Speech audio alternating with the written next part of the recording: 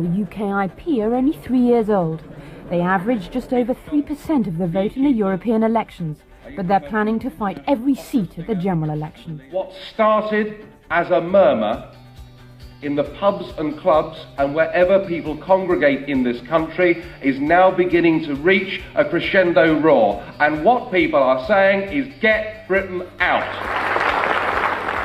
But it didn't seem possible to me that the Conservative Party would so actively betray all that this country stands for. Most people in the UK thought we joined a free trade area, but this crisis demonstrates it is anything but that. Prime Minister, 6 months ago you came here, you impressed everybody with your reform agenda. I thought, crikey, perhaps Blair's going to do it. But no, under your presidency there have been 3,350 new legislative acts. Total failure. Well, it seems to me that you've given away £7 billion of British taxpayers' money for nothing in return.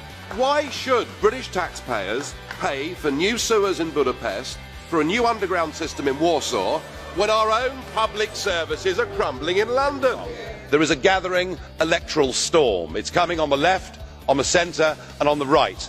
Just who the hell do you think you people are? You are very, very dangerous people indeed. Your obsession with creating this Euro state means that you're happy to destroy democracy. You appear to be happy for millions and millions of people to be unemployed and to be poor. But, you know, really, you have the charisma of a damp rag and the appearance of a low-grade bank clerk. And the question that I want to ask, that we're all going to ask is, who are you? I'd never heard of you.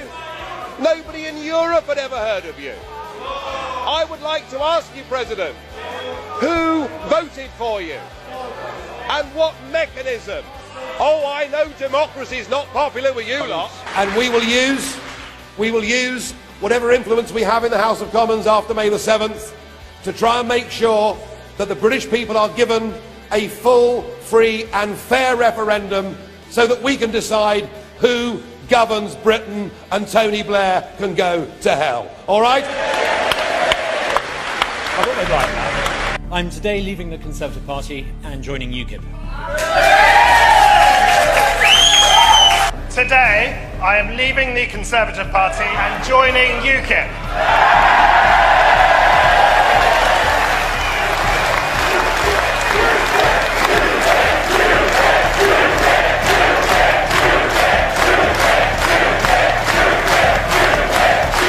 Ask me to support a party led by Mr. Cameron in order that we can get back our national independence, I'm sorry, you've got to do rather better than that. But the real question, Bill, is why is there a referendum promised this year? Is it because of the Tory Eurosceptic backbenchers? There's one thing you forgot to tell this audience, that you voted for the Maastricht Treaty by supporting John Major in the motion of confidence debate. When it came to the ultimate test, you failed the test. You failed the test. You put your party before this country. That would have led to John Smith taking over. You see, now poor old Bill says that would have left to John Smith taking over. Tribal politics. Some sort of pretense there's now a difference between the Labour and the Conservative parties. When actually what we've done is given away the ability to govern our own country. What we showed in those last two by-elections, and we're going to show in several parts, many parts of the country on May the 7th, is that if you vote UKIP, you will get UKIP. And yes, we do believe in Britain. We believe in a Britain that is independent and self-governing. We believe in a Britain that controls its borders properly and sensibly. We believe in a Britain that, rather than having an open door to nearly 500 million people, introduces an ethical Australian point-style system so that we can decide who comes to live and work and settle in our country. And we believe in a Britain where no longer do just the top 3 or 4% get all the privileges and get richer and richer. We believe in a Britain of social mobility. We believe in a Britain where everybody gets an even break. We believe in a Britain where everybody, through their own abilities, can get on and succeed. We believe in a Britain that actually stands up for the values of fairness. We believe in a Britain not just for the sake of the country. We believe in a Britain because we believe in its people, and we believe with different leadership and different politics, the people of this country can do better. We are a genuine force in British politics, and we're not going to go away. You've done it so far. You've been balancing the books on the backs of the poor. 79,000. No, we've actually done it in a balanced way. The books aren't balanced. We've got a 90 billion deficit. I mean, what's going on here? Can we get real, please? Well, because the day after the referendum there'd be a massive party in Trafalgar Square. There'd be the Battle of Britain Memorial flag. It'd be the biggest piss-up in London since the E-Day. No, I can't say that. Just look how the Aussies manage it. You've got to be under 45, you've got to be qualified, you've got to have a skill or a trade to bring to Australia. You're not allowed to go to Australia if you've got a criminal record, which is odd in a way, isn't it? Because in the old days, it used to be a prerequisite.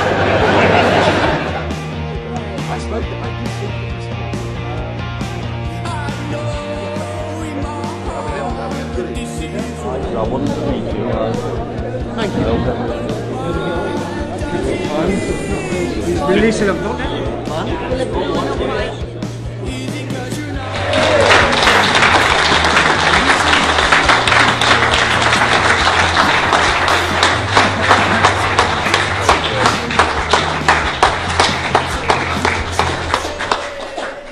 Good evening, everybody.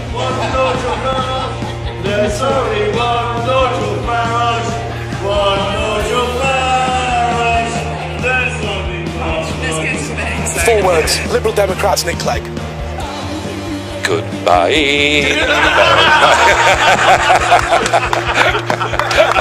Nigel Farage, congratulations and thank you very much. It's only UKIP that is prepared to talk straight. I'm not frightened of upsetting the very politically correct class who are afraid to touch difficult issues. No, we'll tell it as it is. And I have a feeling that I'm the only person here saying what a lot of you at home are really thinking. There just seems to be a total lack of comprehension on this panel, and indeed amongst this audience, which is a remarkable audience even by the left-wing standards of the BBC. I mean, this lot's pretty left-wing. I'll fight for the little man, for the little woman. I'll fight for this country. This is the chance for the most radical political change we've seen for decades. Vote UKIP if you want things to change.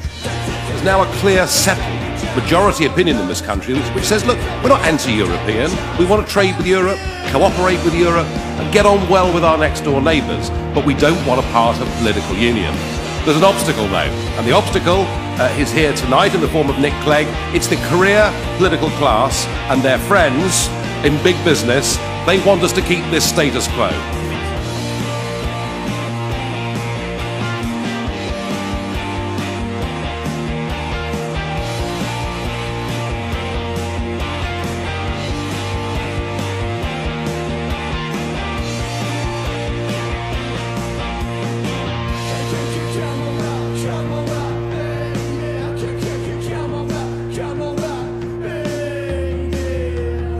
June the 23rd needs to become a national bank holiday, and we will call it Independence Day.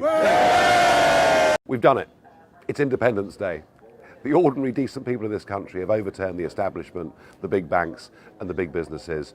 And from me, just a massive, mega thank you to all of you out there who've helped me over the years and went out today and voted to get our country back. We have done it.